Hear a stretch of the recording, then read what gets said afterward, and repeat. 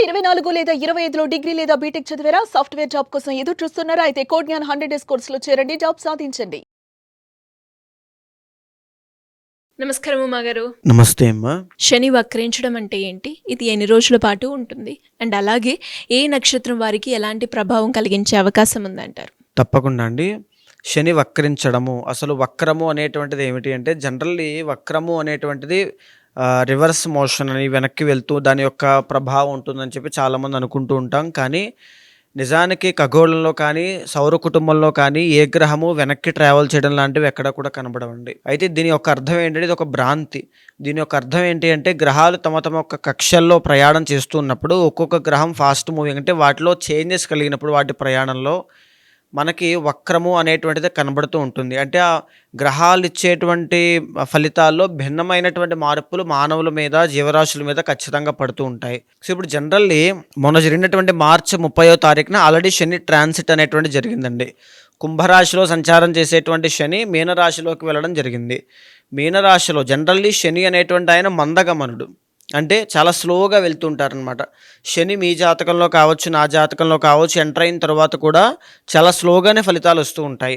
కానీ ఎప్పుడైతే వక్రము రెట్రోగ్రేషన్ అనేటువంటి జరుగుతుందో ఫాస్ట్గా ఆపోజిట్ అనమాట అండి.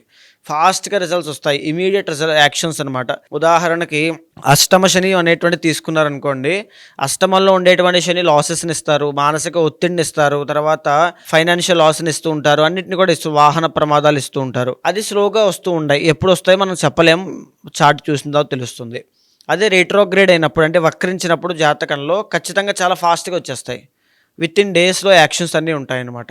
సో అలాంటిది ఈ యొక్క వక్రం అండి. సో ఇప్పుడు ప్రస్తుతం నడిచేటువంటి మీనరాశిలో ఈ యొక్క శని అనేటువంటి ఆయన వక్రించి జూలై 18వ తారీఖు దగ్గర నుంచి నవంబర్ 27వ తారీఖు వరకు వక్రించారండి. అంటే సుమారుగా 4.5 మాసాల పాటు 140 రోజుల పాటు వక్రించడము. దీనివల్ల ప్రతి రాశి మీద భిన్నమైనటువంటి ఫలితాలు ఖచ్చితంగా కలుగుతాయి. కొందరికి శుభ ఫలితాలు ఉండొచ్చు, కొంతమందికి అశుభ ఫలితాలు ఉండొచ్చు, కొంతమందికి క్లిష్టకాలం అని కూడా చెప్పుకోవచ్చు. అయితే ఇక్కడ శని అనేటువంటి ఏ ప్లానెట్కైనా దృష్టి అనేటువంటిది ఉంటుందండి. ఆస్పెక్ట్స్ అంటూ ఉంటాం ఇంగ్లీష్లో. అంటే ఇప్పుడు శనికి మనం మాట్లాడుకుంటే 3 ఆస్పెక్ట్స్ ఉంటాయి. 3, 7, 10 అనేటువంటిది. అంటే శని మీనరాశిలో ఉన్నారు, ఆయన నుంచి థర్డ్ ఆస్పెక్ట్ ఏమవుతుంది, వృషభ రాశి అవుతుంది. 7th ఆస్పెక్ట్ కన్యారాశి, 10th ఆస్పెక్ట్ ధనస్సు రాశి. ఈ 3 రాశులు కూడా ప్రభావితం అవుతున్నాయి. ఎవరి యొక్క జన్మరాశి బట్టి ఈ యొక్క ఫలితాలు అనేటువంటివి భిన్నంగా చాలా మారుతూ ఉంటాయండి. ప్రధానంగా శని పూర్వాభాద్ర, ఉత్తరాభాద్ర నక్షత్రాల గుండా వక్రించి వెనక్కి వెళ్తూ కుంభరాశిలో కనుక శని ఉంటే ఎలాంటి ఫలితాలు ఇస్తారో అలాంటి ఫలితాలు కూడా ఇవ్వడానికి సిద్ధంగా ఉన్నారని కూడా చెప్పచ్చు. అంటే చాలామందికి ఏలినాటి శని కావచ్చు, అష్టమ శని, అర్ధాష్టమ శని, కంటక శని ఇలాంటివన్నీ నడుస్తూ ఉన్నాయి. వాళ్ళందరికీ కూడా కొంతమందికి ఏలినాటి శని, అర్ధాష్టమ శని ఉన్న వాళ్ళకి కూడా అంటే నెగిటివ్ ఎఫెక్ట్స్ ఇచ్చేటువంటి వాళ్ళకు కూడా శని తన యొక్క హానికరమైన శని బాధల్ని తగ్గించి కొంతమేరకు ఉపశమనాన్ని కలిగించేటువంటి యోగం కొంతమందికి ఉంటే, మరికొంతమందికి లేనటువంటి దోషం కూడా ఈ 4 మాసాలు వచ్చేటువంటి ఇబ్బందులు కొంతమందికి ఉంటాయి. సో ఎవరెవరికి ఎలా ఉంటాయి అనేటువంటిది మనం డీప్గా ఇప్పుడు మాట్లాడదామమ్మా. శని అనేటువంటి ఆయన ఎప్పుడూ కూడా క్రమశిక్షణకి, నిబద్ధతకి, అంటే మనం వాడుకలో చాలామంది శని అనేటువంటి ప్లానెట్ ఎప్పుడు కూడా నెగిటివ్ ఎఫెక్ట్స్ ఇస్తుందని మనం మాట్లాడుకుంటూ ఉంటామండి. కానీ అలా కాదండి. శని అనేటువంటి ఆయన క్రమశిక్షణ, నిబద్ధత, తర్వాత ఈ యొక్క డెడికేషన్, డిటర్మినేషన్, కష్టము, ఇండిపెండెన్స్, ఇండివిజువాలిటీ, ఇన్స్పిరేషన్, ఇవన్నీ కూడా శని ఇస్తారండి. శని కనుక స్ట్రాంగ్గా ఉంటే ఎవరి సహాయం కూడా అవసరం లేదు, అడవిలో పెట్టినా ఎదగగలగడు. ఆ స్థానం బట్టి కొంతమంది అడవిలో వదిలేసినా అడవిలో ఉండేటువంటి పొల మొక్కల్ని తీసి బిజినెస్ చేసి కోటీశ్వరులు అవుతారు. అంటే ఆ తెలివితేటలు ఉంటాయి. అడవి అనేటువంటిది తెలియని అంధకారంతో సమానం ఇప్పుడు నేను చెప్పే దాంట్లో. అలా ఏంటి అంటే శని అనేటువంటి ఆయన అంత స్ట్రాంగ్ అండి, వెరీ వెరీ స్ట్రాంగ్ పర్సన్.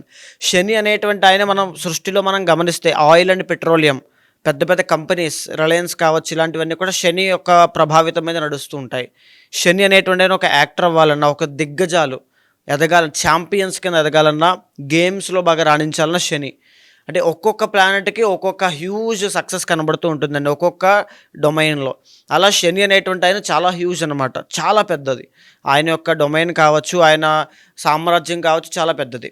అలాంటి ఆయన బాగున్నప్పుడు ఎలా ఉంటాయి, బాలేనప్పుడు ఎలా ఉంటాయి. బాగున్నప్పుడు ఇవన్నీ ఉంటాయి, బాలేనప్పుడు బద్ధకం, నిర్లక్ష్యం, సోమరితనం, చికాకులు, కష్టాలు, క్రైమ్స్, దొంగతనాలు ఇలాంటివన్నీ ఇస్తుంటారు. So every personal chart, single personal చార్ట్లో ఖచ్చితంగా శని అనేటువంటి ఆయన బాగుండాలి. అందుకే మనం వెంకటేశ్వర స్వామి, ఆంజనేయ స్వామి, శివుడు వీళ్ళందరినీ ఆరాధన చేసిన ఎవరినైనా ఆరాధన చేసినా శని బాధలు తగ్గుతూ ఉంటాయి.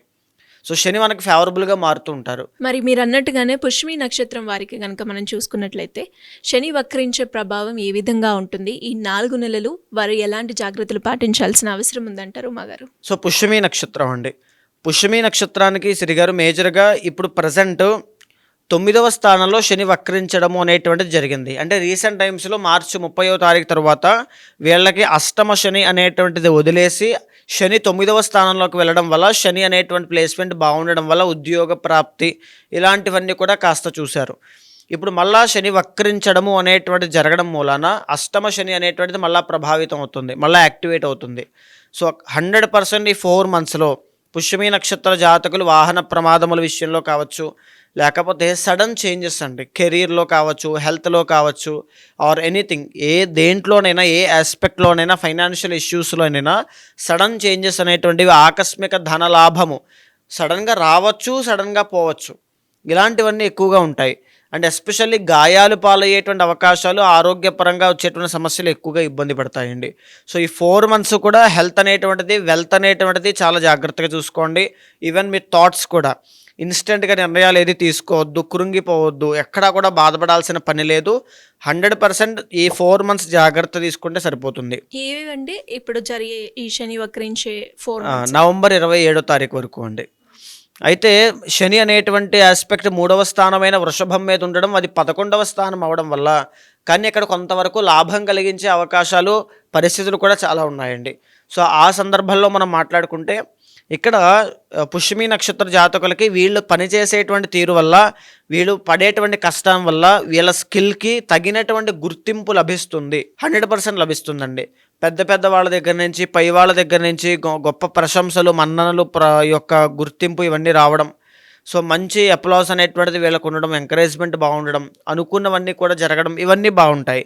అయితే డబ్బు విపరీతంగా ఖర్చు అయ్యేటువంటిది కనబడుతోంది శ్రీగారు. ఆ విషయంలో మాత్రము చాలా జాగ్రత్తగా ఉండాలి. ఇదే కాకుండా 7th ఆస్పెక్ట్ అయినటువంటి కన్య వీళ్ళకి 3వ స్థానం అవుతుంది. ఇండిపెండెంట్గా ఎవరు ఎదగాలనుకున్నా, మీకు జాబ్ లేదనేటువంటి బాధతో ఎవరున్నా 100% మీ లైఫ్లో గ్రోత్ అనేటువంటిది 4 మంత్స్లో కనబడుతుంది. కానీ గురుబలము అనేటువంటిది జాతకంలో లేదు. గురుబలం మాత్రం 100% పెరగాలి శ్రీగారు. ఇక్కడ చూసేటువంటి వాళ్ళు ఎవరైనా సరే అండి, గురుబలము అనేటువంటిది జాతకంలో ఉంటే అప్పుడు తీసుకునే నిర్ణయాలు, గురుబలం లేనప్పుడు తీసుకునే నిర్ణయాలు చాలా డిఫరెంట్గా ఉంటాయండి. అంటే వాళ్ళ యొక్క ఆలోచన స్థాయి అనేటువంటిది చాలా డిఫరెంట్గా ఉంటుంది. సో గురుబలం అనేటువంటిది పెరగడానికి శివ ఆరాధన ఎక్కువగా చేయండి, గోసేవ ఎక్కువగా చేయండి, అద్భుతమైన ఫలితాలు ఉంటాయి. సో ఇక్కడ 10th ఆస్పెక్ట్ అనేటువంటి ధనస్సు అనేటువంటిది 6th హౌస్ అవ్వడము, అంటే హెల్త్ ఇష్యూస్ ఏమైనా ఉంటే తగ్గడం కావచ్చు, శత్రు బాధలు అనేటువంటివి తగ్గడం కావచ్చు, అప్పుల నుంచి బయటికి రావడం కావచ్చు, అప్పుల జోలికి వెళ్లకుండా జాగ్రత్త పడడం కావచ్చు, ఇవన్నీ కూడా శని ఇక్కడ కాపాడతారండి. అండ్ ఇంకొక విషయం, పుష్యమి నక్షత్రం వాళ్ళకి మీకు ఆహార అలవాట్ల విషయంలో కానీ, మీ జీవన విధానంలో కానీ మీరు మార్పులు చేర్పులు చేసుకోవడానికి, మీ తప్పులు సరిదిద్దుకోవడానికి, కొత్తగా మిమ్మల్ని మీరు ట్రైన్ చేసుకోవడానికి, ఇంప్రూవ్ అవ్వడానికి, స్కిల్ డెవలప్ చేసుకోవడానికి శని వక్రించి మీకు ఒక అవకాశాన్ని ఇస్తున్నారు. ఇది ప్రకృతి మీకు ఇచ్చేటువంటి ఒక సైన్. సో ఈ టైంలో మీరు కష్టపడాలి, క్రమశిక్షణ, డెడికేషన్ అనేటువంటివి ఇంకా పెంచుకోవాలి.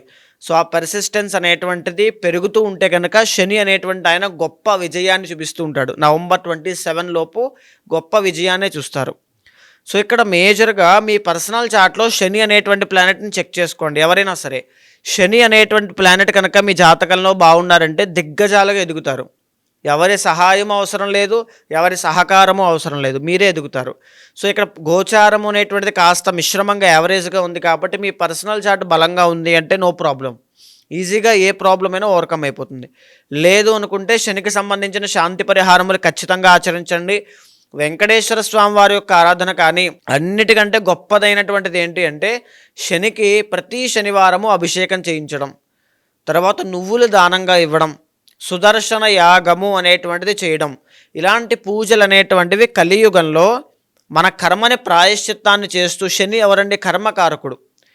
కర్మకి అంటే మనం చేసుకున్నటువంటి కర్మ ఫలితాన్ని ఈయన అనుభవిస్తూ ఉంటారు. ఈయన ఇన్ఛార్జ్ అనమాట. ఈయన మనం తిట్టుకుంటాం కానీ ఈయనకి సంబంధం లేదు. ఈయన ఇన్ఛార్జ్ అంతే అండి. మన కర్మ దోషాన్ని తగ్గిస్తూ ఉంటారు. ఆ కర్మ ప్రాయశ్చిత్తం అవడానికి మనం కలియుగంలో ఈ పూజల ద్వారా ప్రతిదాన్ని కార్మిక్ బ్లాకేజెస్ని క్లీన్ చేసుకోవచ్చు. అది చేసుకుని శని ఇచ్చేటువంటి శని శత్రు బాధల్ని కానీ లేకపోతే ఈ యొక్క హాని కానీ నెగిటివ్ ఎఫెక్ట్స్ కానీ అన్నీ కూడా క్లియర్ చేసుకోవచ్చు.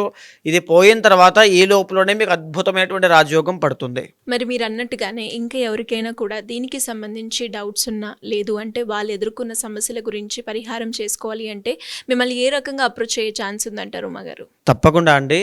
శని అనేటువంటి ప్లానెటే కాదండి, ఎవ్రీ ప్లానెట్ ఆయనకి ఉండేటువంటి డొమైన్ ఆయనకు ఉంటుంది. అంటే ప్రతి గ్రహం, ఒక్క గ్రహం జీవితంలో చాలా బాగుంటే చాలండి. ఆ వ్యక్తి దాన్ని యాక్టివేట్ చేసుకుంటూ ముందుకు వెళ్ళగలిగితే, ఆ గ్రహ కారకత్వాన్ని పట్టుకుని ముందుకు వెళ్ళగలిగితే, చాలామంది సిరిగారు ఏ బిజినెస్ పెట్టాలో తెలియక రాంగ్ ఇన్వెస్ట్మెంట్స్ చేసి, పార్ట్నర్షిప్లో వెళ్ళాలో తెలియక, వెళ్ళకూడదో తెలియక ఏదో ఒక విధంగా తొందరపాటులో నిర్ణయం తీసుకుని నష్టపోయిన వాళ్ళు చాలామంది ఉంటారు. బికాజ్ ఇది ఎందుకు జరుగుతుందంటే సరైనటువంటి గైడెన్స్ లేక ఒకటి జరుగుతుంది. ఆ టైంలో కర్మ అనేటువంటిది ఆలోచించనివ్వదు, ఆలోచన పుట్టనివ్వదు. సో ఇలాంటివి జరగడం వల్ల ఈ వాళ్ళు అనుభవించేటువంటి కష్టాలకు అది కారణం అవుతుంది. అలాంటి వాళ్ళకి ఎవరికైనా సరే మీ వెనకాల నేను ఉంటాను. మీ ఇండివిజువల్ చార్ట్ అండి, మీ పర్సనల్ చార్ట్ అనేటువంటిది చూసిన తర్వాత మీ యొక్క గోచారంతో సమన్వయం చేస్తూ ఏ గ్రహం అయినా సరే, అంటే మీ జీవితంలో మీ కోరిక ఏదున్నా, కొంతమందికి ఏదైనా సాధించాలని కోరిక ఉంటుంది, కొంతమంది కష్టం నాకు పోతే చాలు అనేటువంటి కోరిక ఉంటుంది. అది ఏదైనా సరే దానికి సంబంధించి ఒక ప్రాపర్ గైడెన్స్ అనేటువంటిది మీరు ఎలా అప్రోచ్ అవ్వాలి భగవంతుని అనేటువంటిది, మీకు ఏమైనా దోషాలు ఉంటే శాంతి పరిహారములు మీతో ఆచరింపచేసి భగవత్ అనుగ్రహం కలిగేలా చేస్తాను. థ్యాంక్ యూ ఉమాగారు. Thank you so much. నమస్తే అమ్మా.